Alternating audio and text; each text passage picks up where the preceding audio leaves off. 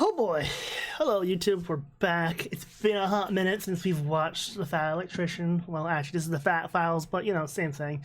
A savagely festive company, the spirit of Halloween. So, you know what? Just like him, let's just go into it. October, meaning we've got about 45 seconds until we're all bombarded by the sounds of children crying and in-laws complaining, all while Mariah Carey, All I Want for Christmas Is You, sings in the background for the next 2 months of our lives, just completely unable to hear our own thoughts. But in the meantime, today we're talking about Spirit Halloween. Actually, funny story, because apparently she said it's not time yet. You know, the Halloween store that pops up in the abandoned Kmart every year and sells a bunch of single-use costumes that have funky names because they don't want to actually pay for a license for a famous character. That place. All right, just so we're on the same page, it's going to sound like I'm talking smack about Spirit Halloween a lot throughout this video. You know, I'm not, okay? I respect the hustle. The funny part is, like, as much as Spirit of Halloween is a thing, so I'm taking off my sweater. I don't need it. As much as Spirit of Halloween has some good stuff, Home Depot here and Canadian Tire really give it a run for its money now in terms of animatronics. It is kind of wild, the stuff that Canadian Tire and Home Depot are offering now. Like, I think Home Depot this year actually has, like, licensed Disney animatronics, and it's crazy. Like, I think this year they had a life-sized, like, human-sized, like, human Maleficent. And some other stuff, and like a 14-foot tall scarecrow that was an animatronic and stuff. It's like, it's crazy, some of the stuff the big box construction stores basically have. I'm absolutely fascinated with how savage this business model actually is. Speaking of business, let's go ahead and get this ad out of the way. And now a word from our sponsor, Delete Me. Wait, you're not... Delete Me! Did I do it right? No, you were supposed to walk from the other side of the room just like I had to. Work smarter, not harder. This is why I never finish. I heard that. You forgot the light. Oh, hey. Thanks.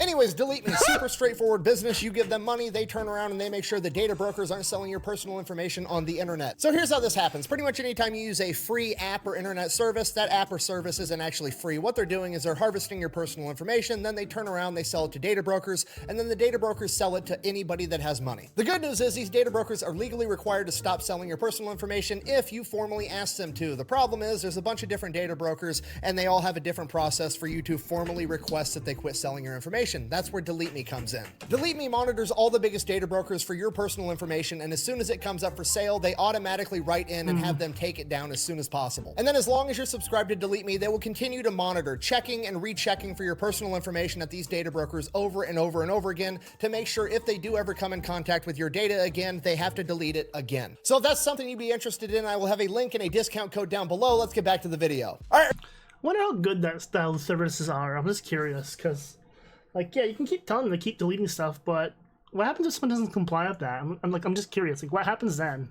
Our story begins in the early 1980s with the founder of Spirit Halloween, a guy by the name of Joe Marver. And no, I'm not about to tell you the story about some dude that grew up and his favorite holiday was Halloween and he wanted to run a costume store and he overcame adversity to run the biggest costume store in the world. No, he was running a normal brick and mortar women's apparel store known as Spirit Women's Discount Apparel. And then one October in like 1981, 1982, there was this locally owned pop-up Halloween store that would go into the empty business right next door to him. And he noticed that they were getting more traffic and more customers in that single month than he was getting all year long. And Joe, being an entrepreneur, immediately recognizes how brilliant this business strategy actually is, because a significant portion of the revenue that a company makes during the entire year is actually made just during the holiday season, right? It's the end of the year. It's the playoffs. It's the Super Bowl. It's where you're getting the most bang for your buck.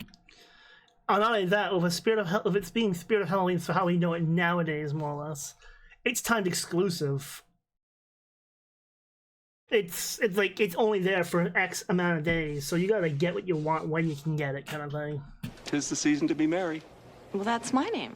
Oh shit. And this Halloween store is essentially skipping all the regular season games and just showing up straight to the playoffs like it's a championship, making a ton of money, and then dipping out and taking the other 10 months of the year off. It's brilliant. Now that in itself is enough, but then you look at what these Halloween stores are selling and it makes it that much more appealing because they have extremely low expectations, right? This is basically a single serving Halloween costume, right? Nobody needs to be dressing up like a slutty nurse multiple times. This costume needs to function for like the 4 to 6 hours that you're going to be wearing it during Halloween, and then you're going to throw it in the trash. And guess what? Because you're only wearing that costume for one night, you don't really care if it's comfortable. You don't really care if it fits that great. Just the standard for the product that they have to sell, there is no standard. The bar for that is in hell. Okay, nobody cares. Everybody that goes into a Spirit Halloween He's not wrong.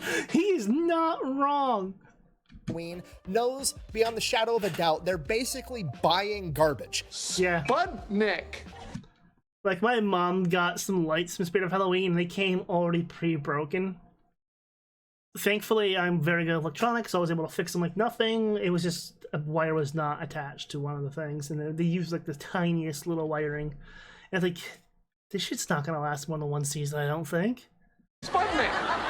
Wow, I don't have the worst costume anymore. And there's absolutely nothing wrong with that because everybody knows exactly what they're getting into. And unfortunately, though, for the crap, I'm not gonna say the crap, for the stuff that they sell, it is horribly expensive. I don't know if that's just the tariff BS going on and whatnot, or whatnot. I don't know.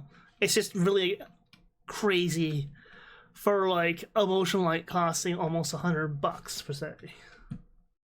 Okay, it's like Little Caesars Pizza, right? What's their slogan? Hot and ready. Is it good pizza? I'm sorry for the drunk pause frame. Little Caesars is hot and ready. Pizza's for only $5, and it's good, right? It's hot. It's ready. It's only $5.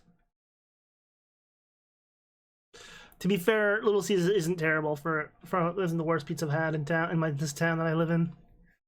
I've had pizza from basically every place in town except for the new place, but I'm not gonna name names of the company. But the one pizza I had, and I know some people might disagree with me on this, but it was so greasy that the bottom of the pizza was sticking to the box, and the box came up with the pizza.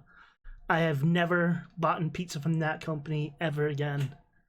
Motherfucker, it's hot and it's ready and it costs $5. Do you want it or not? You know what you're getting into. And I know what you're thinking. What about Karen, right? We all have that one aunt. Our mom has that one friend. We all know that woman that has the audacity to go to a restaurant, eat the entire Funny part is, I think Spirit of Halloween also sells Karen wigs. entree and then bitch that it wasn't cooked right, trying to get a discount, if not get the entire thing for free. That's the beauty of the entire thing. The entire business model has anti-Karen technology integrated right in, right? Because guess what? You can't be dissatisfied with how your Halloween costume performed until after Halloween. And guess what's gonna happen after Halloween when Karen rolls up in her white Suburban ready to berate a bunch of retail workers about how itchy little Timmy's eczema is after wearing his fucking costume?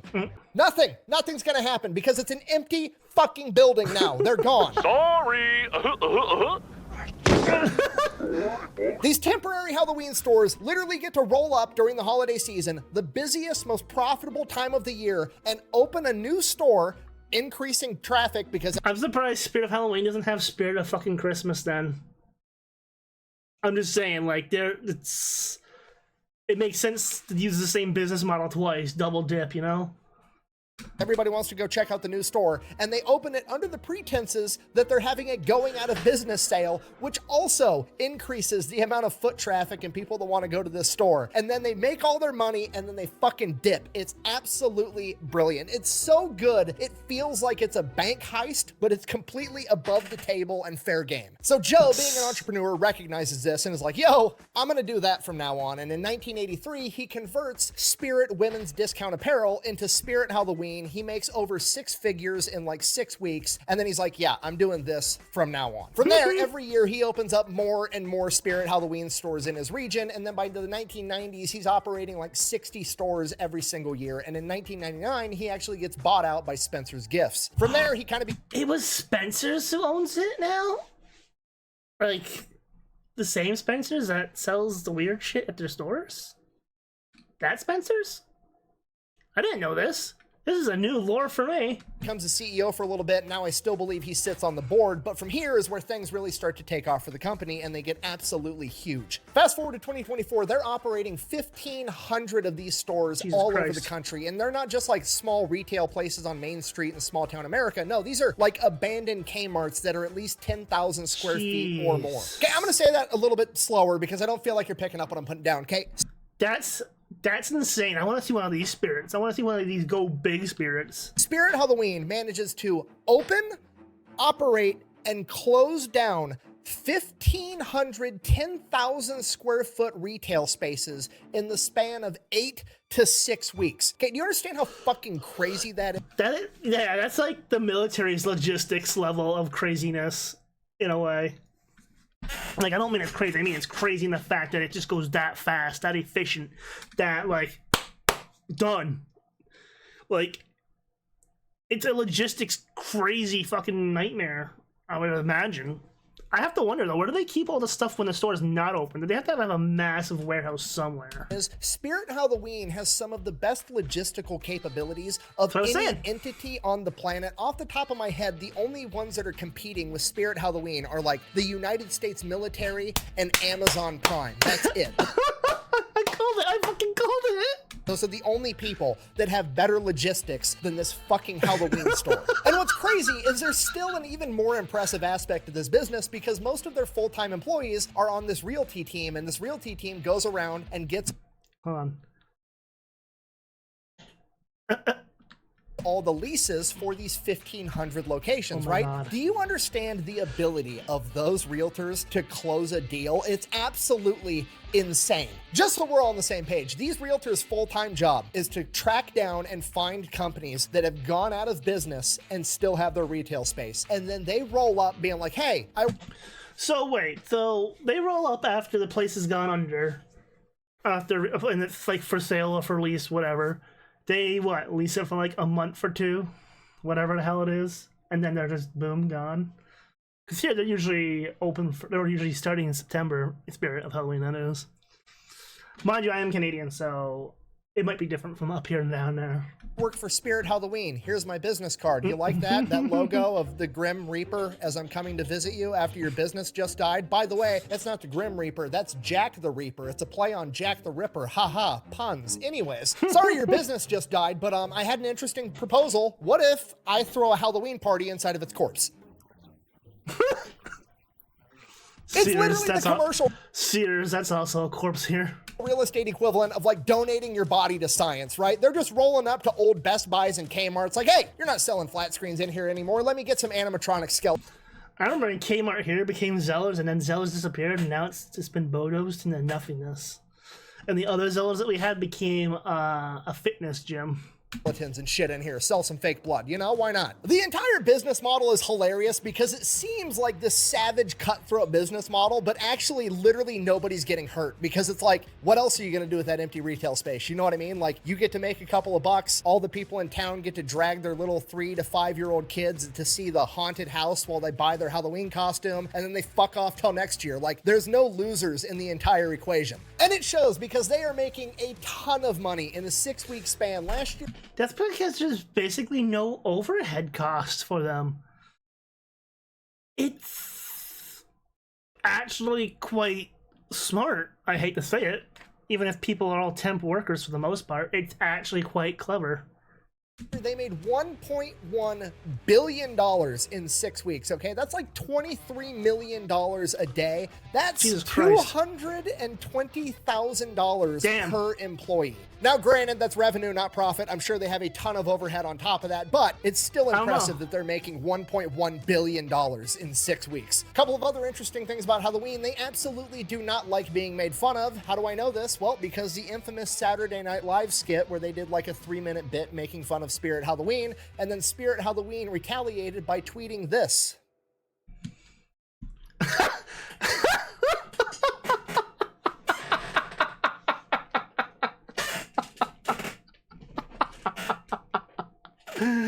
Oh my fucking god! Absolute savage. I wonder if they're gonna make a fat electrician costume next. You know what? I'll do it. I'm a piece of fucking white trash. Chubby electrician guy. Slightly successful YouTube. Hatred for communism twice. Oh no. Oh, Pack. I thought that said twice torn P. I was like, oh no. Abundance of tattoos. Right off couch. Say it proudly. Here, tell these people something they don't know about me. All right, let's end this on the high note. Spirit of Halloween, in addition to making a ton of money, also runs a children's charity known as Spirit of Children, and since 2006, they have raised over $146 million, as well as provided all the costumes and necessities for these children's hospitals to be able to throw Halloween parties every single year. So in conclusion, that is Spirit Halloween, probably the most wholesomely savage company on the planet. They literally show up with their Grim Reaper logo, offer to throw a Halloween party in the ruins of your failed business, make a ton of money, and then dip out before Karen can show up wanting to return the product. And then they donate a bunch of money to children's hospitals and then get ready to do it all over again next year. Thank you for watching. Best way to support the channel is go buy some merch over at thefatelectrician.com. Quack bang out. No, oh yeah. Okay, before I even go on my little tangent, don't for the Fat Electrician here, make sure you always go, if you want merch from him, get it, because his merch is typically, I missed out at one time on merch I wanted to get. I don't want other people to miss out, so head over there if there's something you want to get from him, peruse his site and grab it, because usually like his t-shirts and stuff are limited time for like the month or whatever. So I'm just saying that way you people who are interested don't lose out. Anyways, shit, I lost my train of thought. Yeah, I would say Spirit of Halloween's not as ruthless as Christmas, because like, come on, some stores here have Christmas shit up in the middle of September, and it's like, god damn it, just let Halloween have its time, people. Like, ugh. Oh, well, it's already dark out. Another thing I want to point out, that our Home Depot the one year got Spirit of Halloween's leftovers from the year before for some of their stuff. I was like, huh. But then after that, Home Depot more or less started doing its own stuff. Like, go ahead. You guys should look up what Home Depot is selling for animatronics. And even if you don't have a Canadian Tire, look up what they have too for animatronics. It's kind of wild that, like I said, these stores have what they have. It is insane, like, how far stuff has come from just, like, simply carving a pumpkin or putting some weird shit out on sticks and whatnot. Like you're Vlad the fucking Impaler. But that's it from me. That was fun, enjoyable, and it is, you know, the season. Anyways, guys, we'll catch you on the next one. Bye.